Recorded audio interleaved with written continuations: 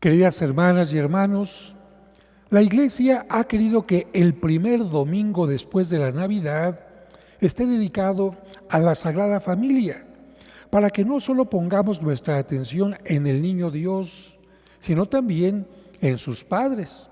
Porque claro, cuando nace un bebé, toda la atención de los conocidos, familiares se va al bebé, pero ese bebé también necesita quien lo acompañe en su crecimiento. Por esta razón, después de haber puesto la atención en la Navidad, en nuestro Señor Jesucristo como niño recién nacido, ahora ponemos la atención también en sus padres María y José y también en nuestra propia familia. A diferencia de los animales que a las pocas semanas o meses se independizan de los padres, Dios ha querido que los seres humanos pasemos gran parte de nuestra vida en el hogar paterno, porque es en él donde se aprenden los principales valores como el amor, el respeto, la solidaridad y el perdón. Por eso, Dios ha dado a los padres de familia la tarea de ser maestros y acompañantes amorosos de sus hijos mediante su palabra y sobre todo de su testimonio, de su ejemplo. Ya lo dice el refrán, de tal palo, tal astilla, manifestando que los hijos son la imagen viva de sus padres. Por eso, la Biblia nos presenta muchos ejemplos de paternidad, maternidad y amor filial. La primera lectura de hoy nos ha mostrado a los padres de Samuel que acuden al templo para dar gracias por su hijo, reconociendo que los hijos son una bendición de Dios, pero por otra parte representan un compromiso. Aunque la madre de este niño, Ana, hubiera consagrado a su hijo a Dios, si no le hubiera dado una buena educación y no le hubiera enseñado la fe, Samuel no hubiera sido un hombre de Dios ni se hubiera convertido en profeta. Este texto nos enseña que la oración, la asistencia a los lugares sagrados, la asistencia a la Santa Misa son importantes, pero deben de ir acompañados del compromiso de vida cotidiano. De nada sirve que los padres bauticen a sus hijos si después no les enseñan a vivir con su ejemplo la vida cristiana. Y el mejor ejemplo de familia lo encontramos en la familia de Cristo. Sus padres ciertamente no eran los más ricos o famosos de su tiempo, pero no necesitaban serlo, porque tenían lo más importante, una vida llena de valores, lo que necesita todo padre de familia para cumplir con su misión. Así Jesús pudo crecer con el ejemplo del amor, el servicio, el trabajo, la comprensión, el respeto y una vida de fe profunda en Dios. Se puede decir que sus padres fueron el puente perfecto para que él pudiera realizar su misión. Y Jesús, aunque era hijo de Dios, supo respetar la autoridad de sus padres terrenos. Así lo menciona el Evangelio de hoy cuando dice, siguió sujeto a su autoridad. ¿Cuánto tenemos que aprender los hijos de Jesús, que respetó, amó y sirvió a sus padres con todo su corazón? Para entender un poquito por qué el niño Jesús se extravió de sus padres, hay que tomar en cuenta que todos los kilómetros que hacían los que tenían que ir a Jerusalén para las fiestas, lo hacían por grupos. Es decir, todas las mujeres se juntaban, iban en un grupo para tratar, resolver asunto de mujeres. Todos los hombres hacían otro grupo y trataban cosas de hombres. Evidentemente iban acompañándose, de vez en cuando se detenían para poner algún contacto y los niños, ¿cómo iban? A todos los niños los juntaban y se iban turnando algunos padres para irlos acompañando.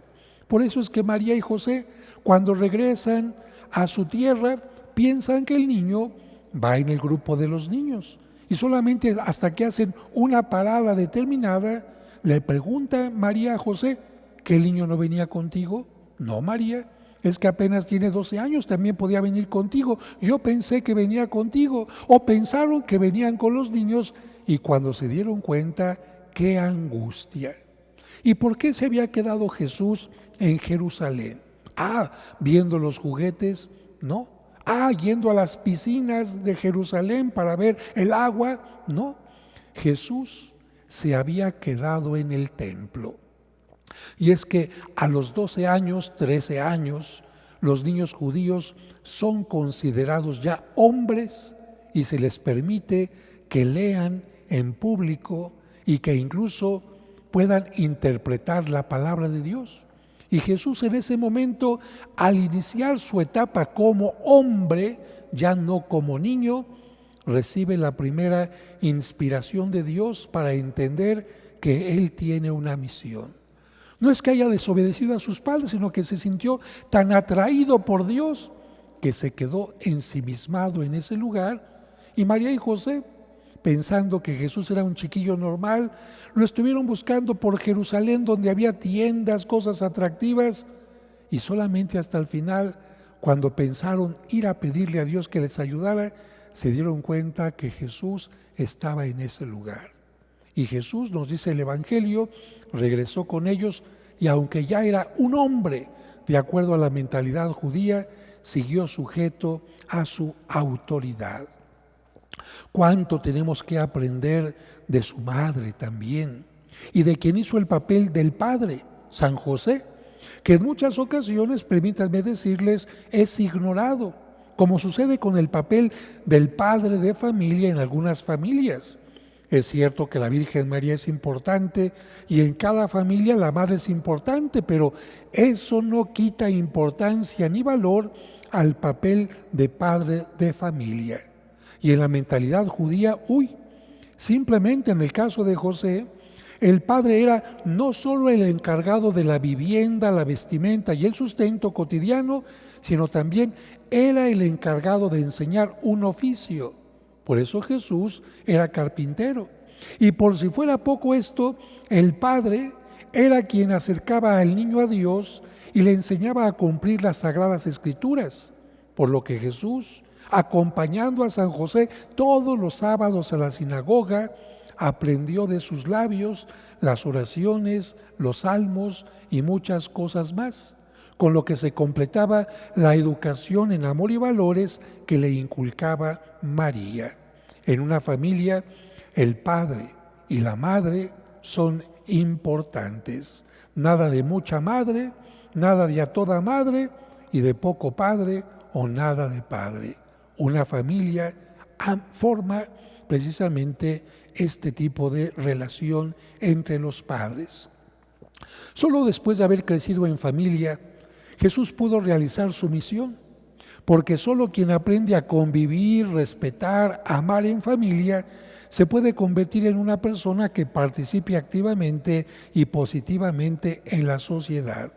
Por eso, la segunda lectura nos recuerda que como hijos de un mismo Padre, formamos una misma familia en la que todos somos responsables del bien común. Solo amando a Dios y permaneciendo unidos a Él, podremos convivir y compartir la vida.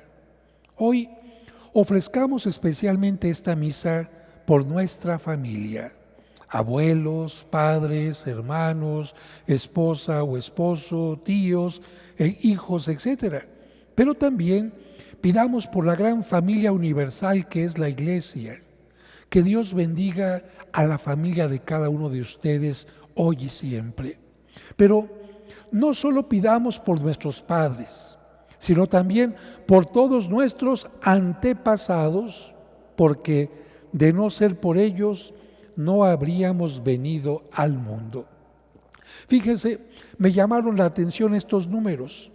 Todos necesitamos 2 padres para haber venido al mundo, 4 abuelos, 8 bisabuelos, 16 tatarabuelos, 32 trastatarabuelos, 64 pentabuelos, 128 exabuelos, 256 heptabuelos, 512 octabuelos, 1024 eneabuelos y 2048 decabuelos, por no ir más atrás.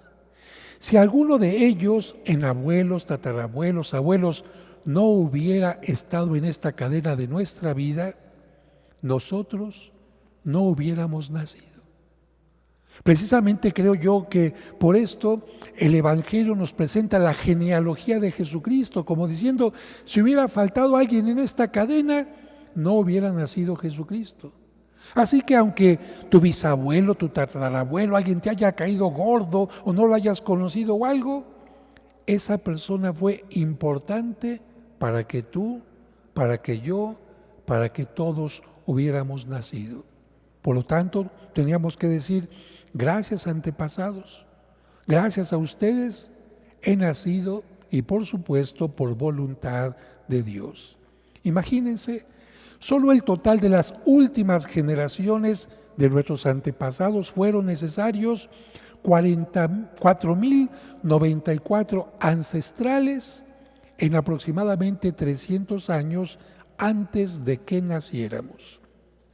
Esto nos invita a pensar de dónde salieron estos antepasados, cómo se encontraron y formaron pareja, cuántas luchas habrán luchado, por cuánto hambre pasaron, cuántas guerras sobrevivieron, cuántas vicisitudes sobrevivieron, pero por otro lado, cuánto amor, cuánta fuerza, alegrías y estímulos nos legaron, cuánto de su fuerza para sobrevivir cada uno de ellos tuvieron y dejaron dentro de nosotros para que hoy estemos vivos. Quizás nuestros antepasados, incluyendo los papás, ya se adelantaron, pero ellos nos heredaron gran parte de su vida.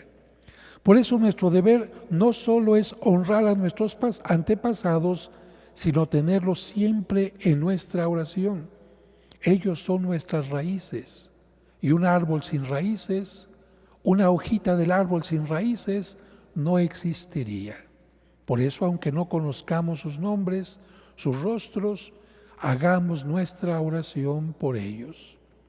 Y finalmente, quiero recordar un cuento que constantemente narro en mis programas de los puercoespín. Nos cuenta la historia que hubo un tiempo de glaciaciones donde el mundo estaba sumamente congelado y los puercoespín empezaron a sentir frío. ¿Y qué es lo que pasaron? Se juntaron para tener calorcito. Pero al sentir las espinitas del que estaba acá y estaba allá, ¡ay!, y se separaban. Y otra vez sentían frío y se volvían a juntar. Y las espinitas, ¡ay!, y se volvían a separar. Y así, hasta que uno les dijo, miren, o aguantamos nuestras espinitas de unos de otros y sobrevivimos calentándonos, o nos separamos y morimos. Bueno, yo creo que esto es lo que sucede en las familias. Mi papá, mi mamá no pensaban igual que yo, no tenían los mismos gustos, ni mi hermano, ni mis 6 hermanas, no, cada uno éramos distintos. Y esto significa que en los hogares debe de haber tolerancia. ¿A qué? A esas espinitas que tiene el otro, porque de otra manera me puedo quedar totalmente solo. Somos como los puercoespines y tenemos que decidir. ¿Soporto las espinitas? No son tan fáciles a veces, pero las soporto o me quedo totalmente solo. Y por eso quiero felicitar a todos los que tienen una familia unida, porque han sufrido un poquito estas espinitas, pero se las han presentado a Dios.